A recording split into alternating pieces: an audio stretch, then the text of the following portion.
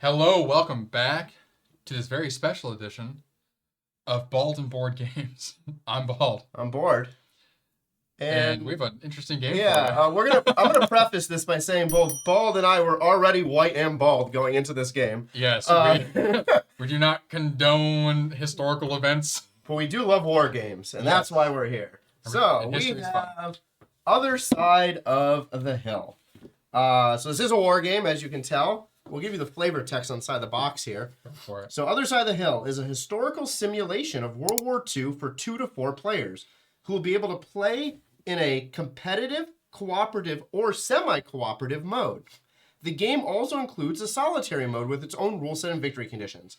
Game cards reflect the influence of actual events and characters with a strong emphasis on historical accuracy, which is nice.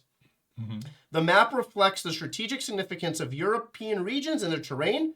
Enjoy the multiple scenarios, which afford a gaming experience for 3 hours for a short scenario to 15 hours for the full campaign. Insane. Will you give it your all and defend the fatherland, or will you try to stop the madness by participating in the Black Orchestra plot? Experience World War II like you've never have before from the other side of the hill. Insane. So the concept of this game is you are playing as German generals in Nazi Germany in World War II, and you're trying to win the war for Nazi Germany. Well, it sounds like competitively one side is playing on that end, the other side is like this undercover organization that was trying to stop. No, I think we get a choice mid-game whether to like go down that path. And like I think we're both German generals, but I think we get this option to be like, do we want to like betray Germany and like save the world, or continue down that path? But we'll be going through a rulebook rundown next. Yeah. First, we are going to go through our unboxing. As you can see, we have a bunch of stuff here. Yep. So we'll dig right in and see what we got. What this?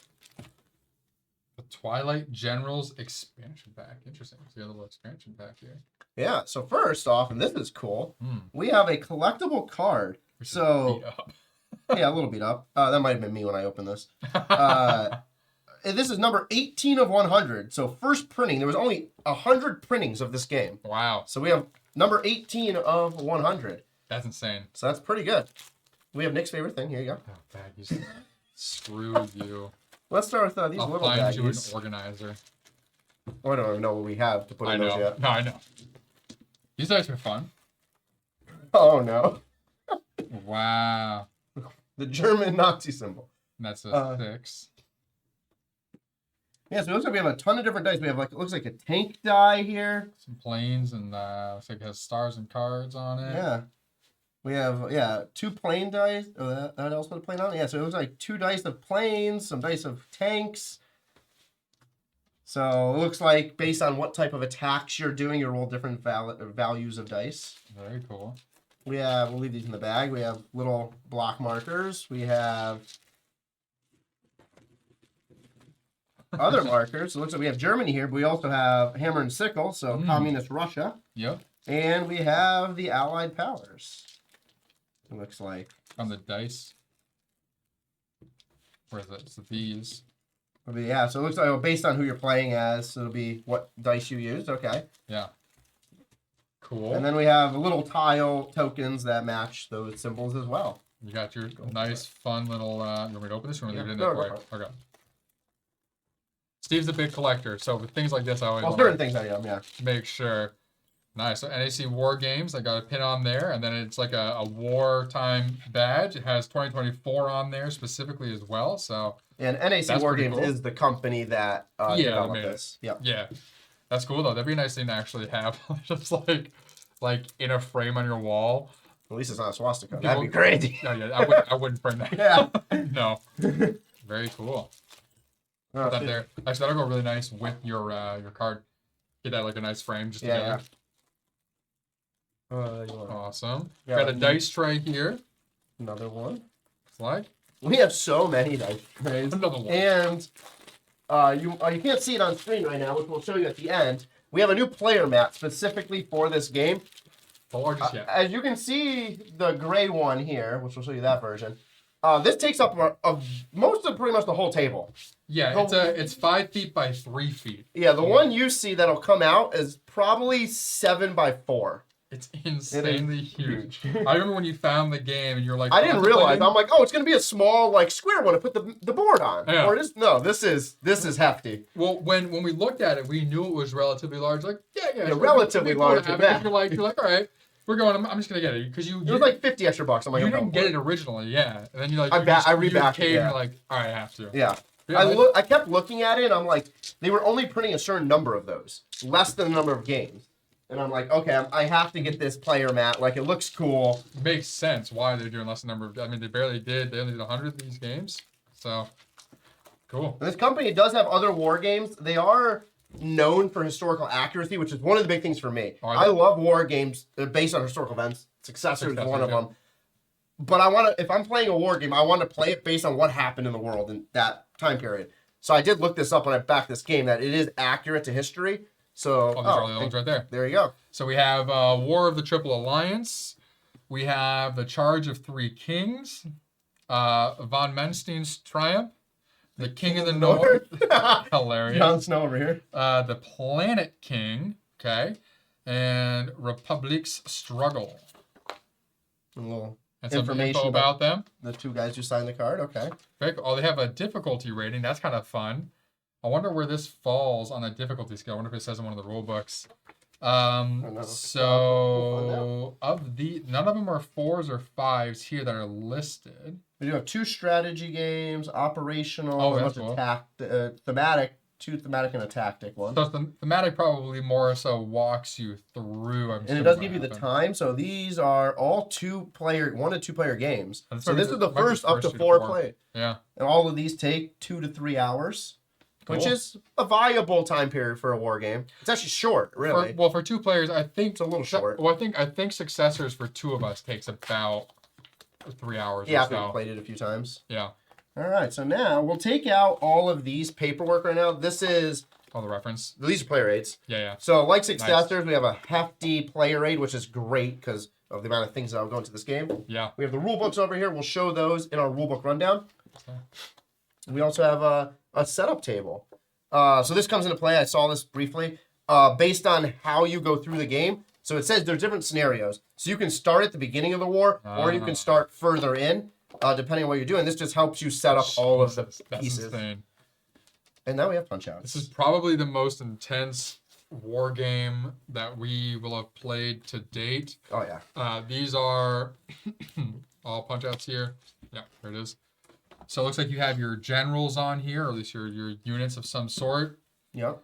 Some various markers on here as well.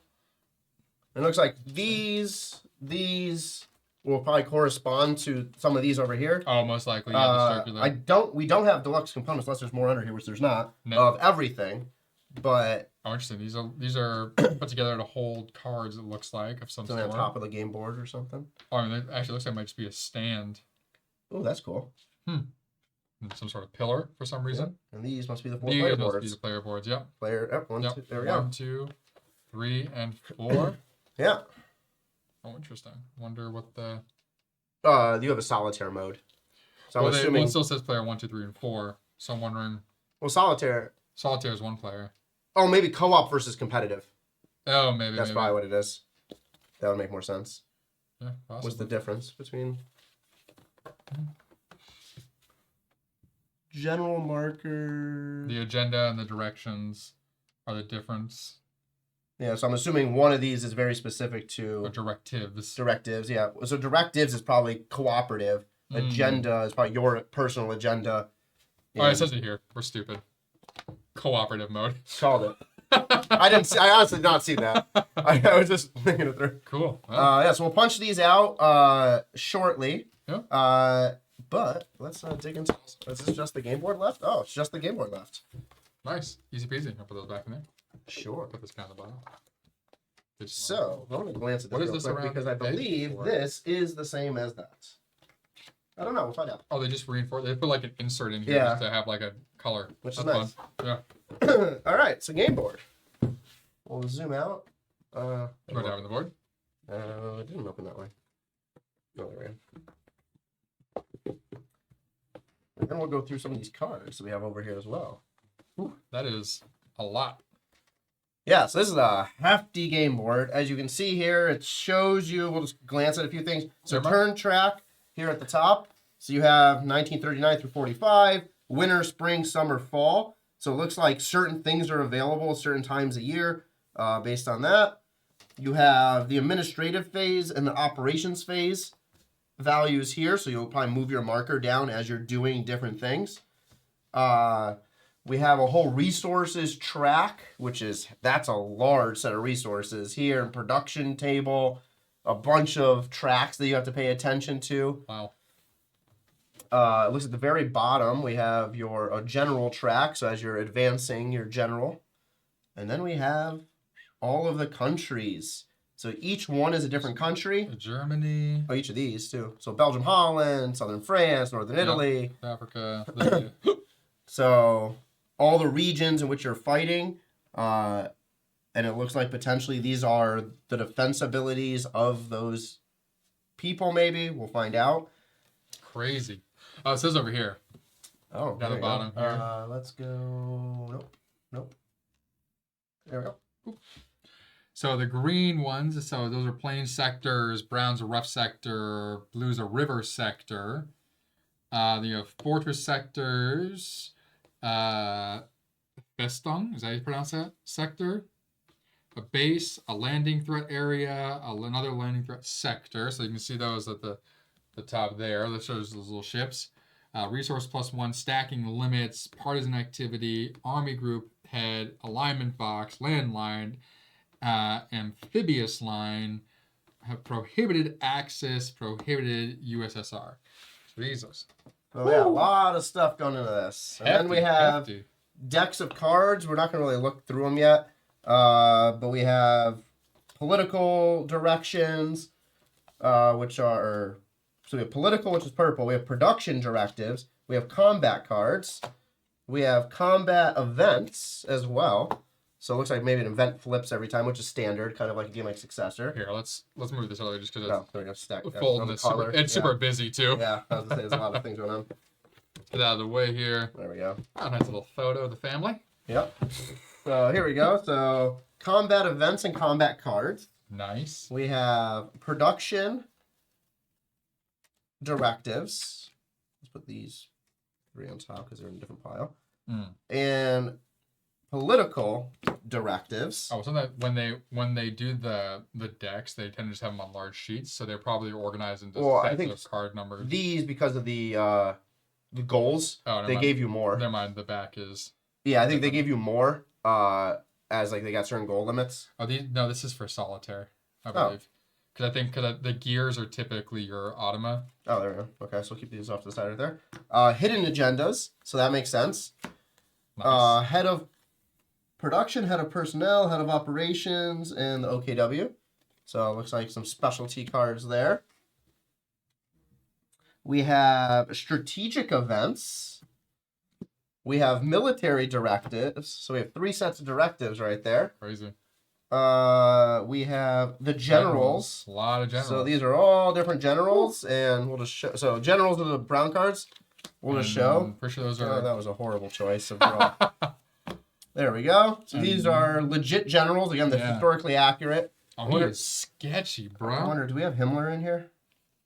Dude, it's a monocle. I was like, what is wrong with his eye? Oh, yeah.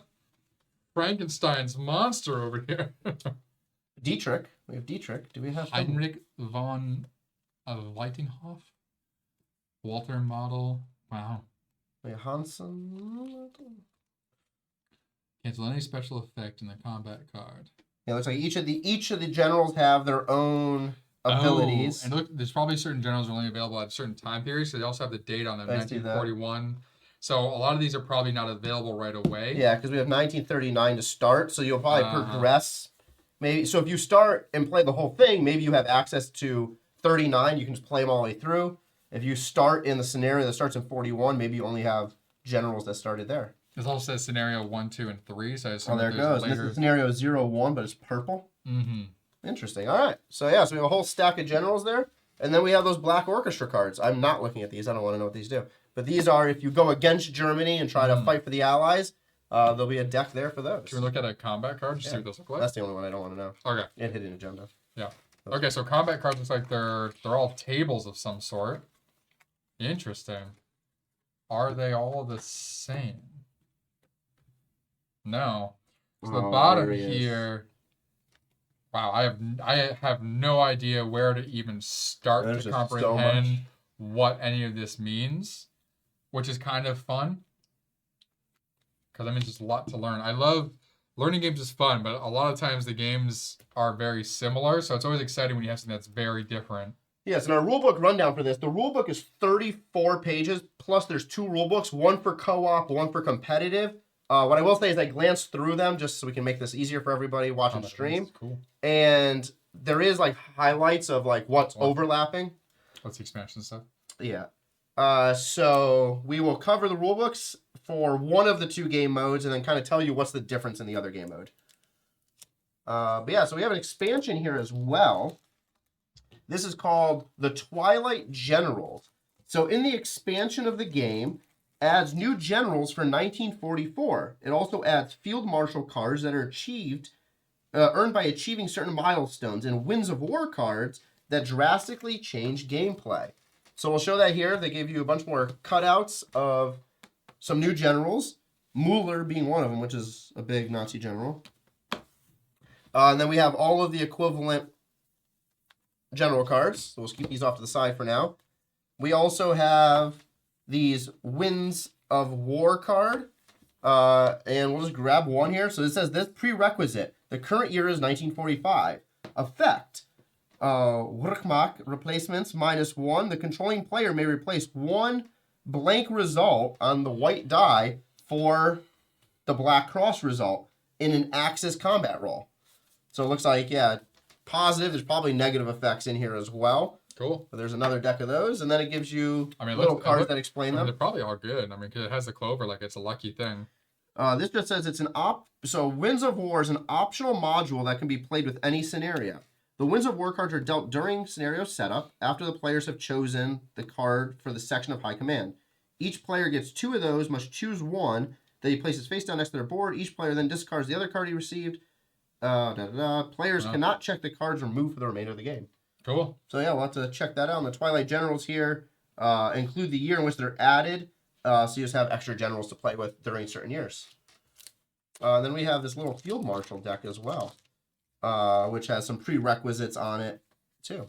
So that'll be available. So we have a bunch of cool stuff.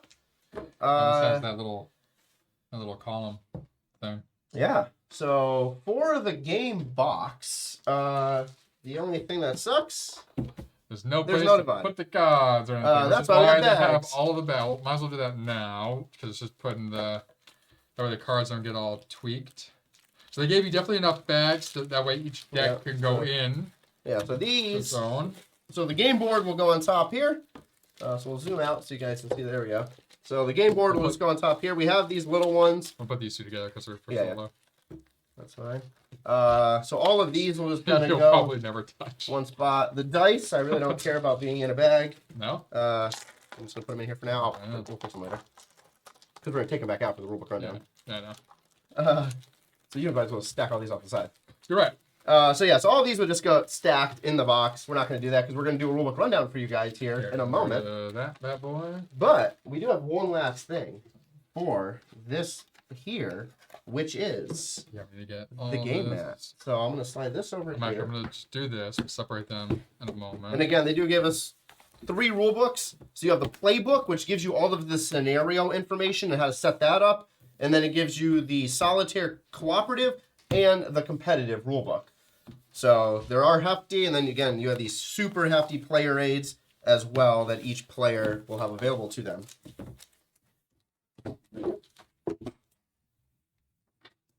But we'll zoom out as far as we can to show you the game map that came. So this is extra like $50, and our zoom out doesn't even cover all of it, which is insane. Well, because it has like a player board area. Yeah. So the same player boards you see in the box we have here, the same game board you have right here. All of the you can kind of see off to the side here, all of the combat events, strategic events, and everything else will go up there. On the very top, you have areas for a bunch of other stuff. On this side, all the directives. So you have directives on one side, events on the other. Yeah. I mean, I do like this. This is nice though, because so if we had the regular board out, one, like it was like folding up and stuff. Yeah. And then trying to put like the game board up against it, you know, it would be kind of a pain. So here all you have to worry about is just like, okay, you have your spots laid out. It literally takes to the edge of the top. So we'll know, like, we'll be able to put every single deck out where it's supposed to go, and we'll know we'll have the space for it. Yeah. And stuff, and we'll work on getting that as smoothed out as possible. Yeah, and you can see from this angle, this is a beast. Yeah. But it's cool that, like, it looks like it's on, like, wooden thing. The other side of this, too, is, like, wood and everything like that. So if you didn't have a game mat, you could literally just lay this down if you wanted to and that's true. Play with that side. Very cool. Which I might use at my house. Yeah, why not? Right? Yeah. That's awesome. Cool. Yeah, so this will just get laid out to get all the bubbles out type thing, but intense. Yeah, that's like my section is like smoothing. you have to just like put it up by like one end at home and just let the gravity like bring it out. Cool. But yeah, this was our unboxing of Other Side of the Hill. If you're watching this video right when it went live on YouTube, there will be a rulebook rundown next. We will also, in this month of January, be doing a stream on Twitch. So come watch that. We're going to play through the full campaign. So the full campaign starts in 1939. It goes until you fail, there's 2 fail conditions, or until you get to the end of the war. And we're just going to take the 10 to 15 hours and see how long it takes. Yeah, I mean, it being one of our first playthroughs, there'll probably be a lot of rules referenced, so that could end up being close to it could end up being close to a 20-hour stream. True. Referencing everything, so we'll probably need to sit down beforehand and like make sure we understand some for sure. bits and pieces, the major parts. Yeah. But keep stay tuned to our Discord and our Instagram and our other videos as well. This month, we will definitely let you know when we're going to be doing that game. That one will definitely be on a Saturday, not one of our Thursday games. That way we can go late in the evening if need be. So, just stay tuned to all of our channels so you can know when that's coming out. And if you don't catch us on Twitch, then we will end up putting that on YouTube in probably multiple parts. Yeah, so the cool thing is, if you play the full campaign, it's really like scenarios 1 through 5 back to back to back. So we can break it into the scenarios. Even. Yeah. Nice. Cool. Well, World War II, 1939. World War II, 1941. All right. Well, thank you for joining us here at Bald & Board Games for our unboxing of Other Side of the Hill. By NAC War Games. Very excited to dive into this and to learn how to play. A little intimidated too. There's a lot going on here, not gonna lie. I wonder if knowing this history will have an advantage for me. It might, because if it does, you definitely have an advantage. I know the very basics. History was not my thing. Art history I have. I love generic history, but World War II I focused a lot of time on throughout like high school. All right, cool. Well, thanks for joining us here at Bald & Board Games. I'm Bald. I'm Bored. Watch out for the Nazis.